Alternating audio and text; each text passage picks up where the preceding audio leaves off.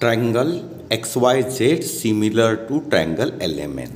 आपल्याला दोन triangle similar दिले आहे आणि दोन ट्रायंगल सिमिलर कधी असतात, जेव्हा त्यांच्या करस्पॉन्डिंग साईड्सचा रेशो इक्वल असतो आणि करस्पॉन्डिंग अँगल कॉन्ग्रुअंट असतात.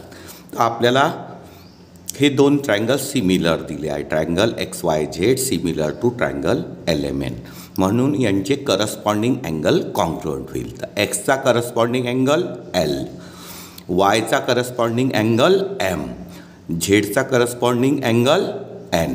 तर हे अँगल कॉन्ग्रुअंट झाले आणि यांच्या करस्पॉन्डिंग साईडचा रेशो कसा असतो, इक्वल असतो. म्हणून XYची करस्पॉन्डिंग साईड LM, YZची करस्पॉन्डिंग साईड MN आणि XZची करस्पॉन्डिंग साईड LN यांचा रेशो इक्वल असतो.